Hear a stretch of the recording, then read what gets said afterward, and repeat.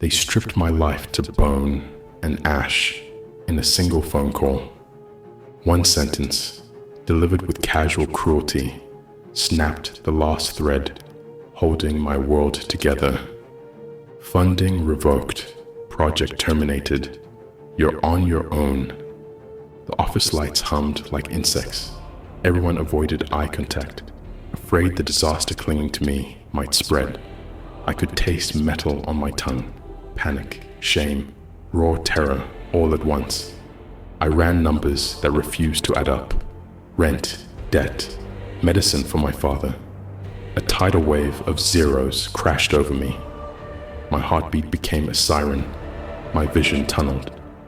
Outside, winter rain turned the city gutters into mirrors, reflecting a man already half drowned. I pressed my forehead to the glass, and the cold whispered a truth I hated. You lost. That night I returned to an apartment that smelled of dust and disappointment. Boxes of prototypes, my future, loitered like corpses around the room. I slumped to the floor. My chest ached. My mind spun. Each breath carried a single question. How do you fight when the war is already over? Silence answered. Silence, and the steady drip from a leak in the ceiling. Rhythmic, mocking. Morning arrived as a gray bruise. I crawled from the mattress on the floor, joints stiff, eyes swollen. I made coffee, though bitterness was the last thing I needed. I opened my laptop. Blank screen, blank future. Still, I typed. One sentence. I refuse extinction. I sent resumes nobody read.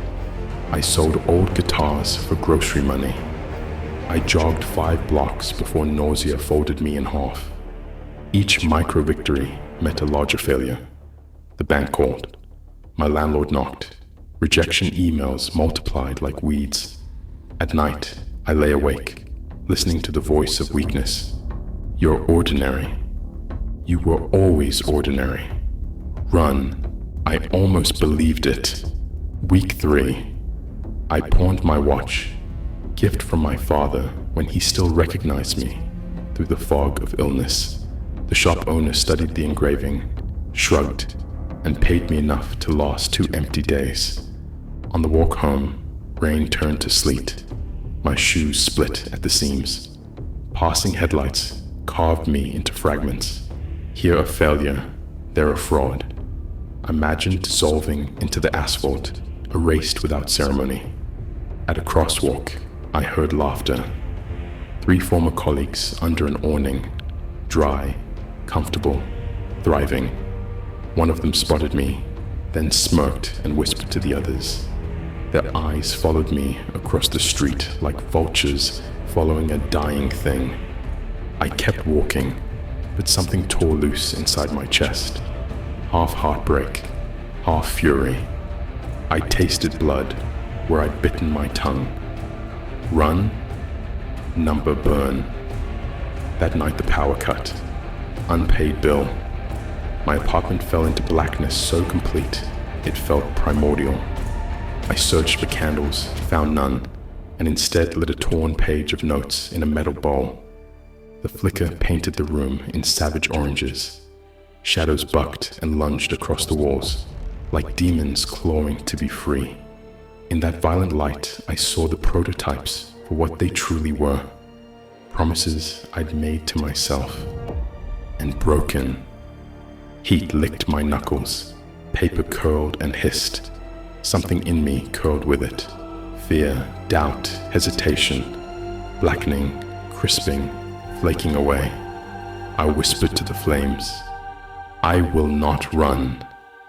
The flames answered with a roar that swallowed the apartment's hush. I vanished. No parties, no socials, no scrolling through other people's victories. I locked the door on the world and on the version of me that needed applause. The regimen began at 4 a.m., push-ups until my shoulders begged for mercy. Cold showers that turned breath to razor blades. Pages of technical manuals consumed like scripture. Code rewritten, optimized, shredded, rebuilt. Rice, beans, black coffee, fuel, nothing more. Dark circles bruised my eyes. My ribcage showed like prison bars. But I was forging something beneath the fatigue. Discipline as unyielding as obsidian. Every night, I penned a contract in my notebook. Tomorrow, I rise harder, colder, sharper. I signed in sweat and sometimes blood when calluses split. The voice of weakness still spoke, but now it stuttered, retreating to the corners of my skull. In its place, another voice emerged, feral, focused, unblinking. Friends texted. I left bubbles unreplied. Family worried. I told them I was busy while burning the old me alive. I sold the TV.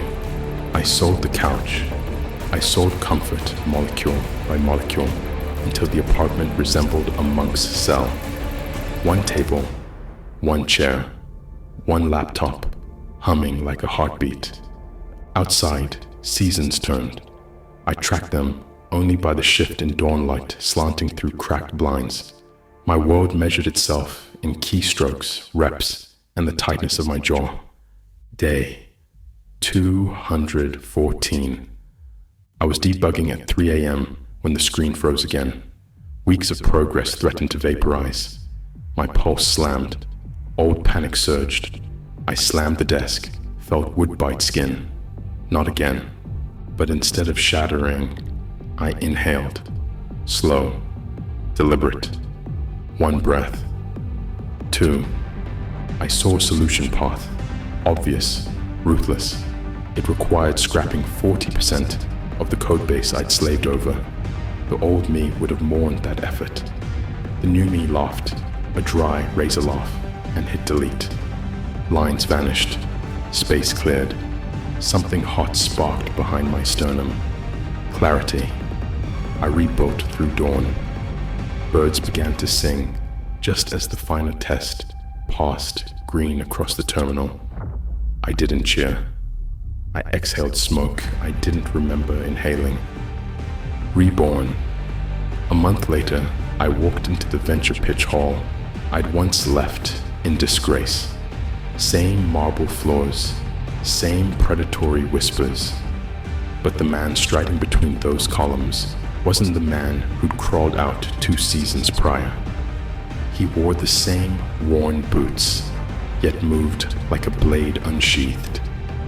My demo loaded in seconds. The product, a lean, lethal compression algorithm, devoured live sample data while the room watched in stunned hush.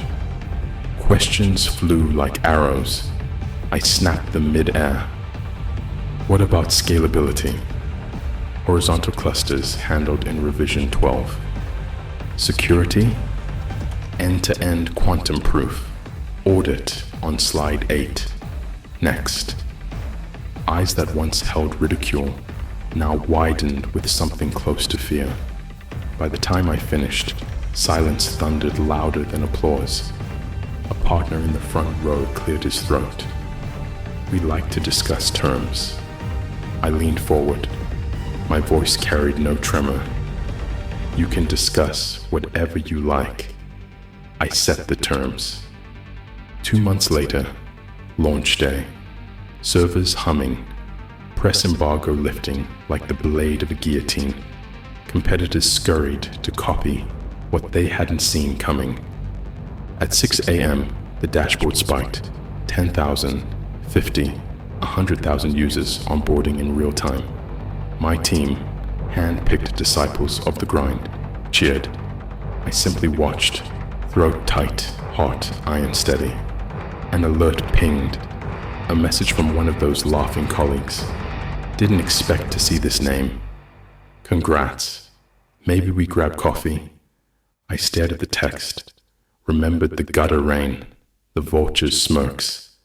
I typed a single reply. I don't drink coffee anymore. Then I deleted the entire thread. Another alert. Funding round closed. Valuation obscene. Another. Dad's treatment fully covered. Another. Landlord requesting to renew at my price. Fireworks burst somewhere outside. City lights flickered like stars bowing. Inside my chest, a storm of triumph broke its chains. I didn't smile. I bared teeth. Run? They had no idea. I had turned running into charge. I could still taste metal, still hear the drip in memory. But another sound thundered louder. My own pulse, steady as a war drum. I opened the notebook, the one written with sweat and blood. Last entry, penned with a calmer hand. Comfort is the real exile. Pain is the homeland where legends are born. I closed the cover, feeling its texture like a brand on my fingertips. The window caught my reflection.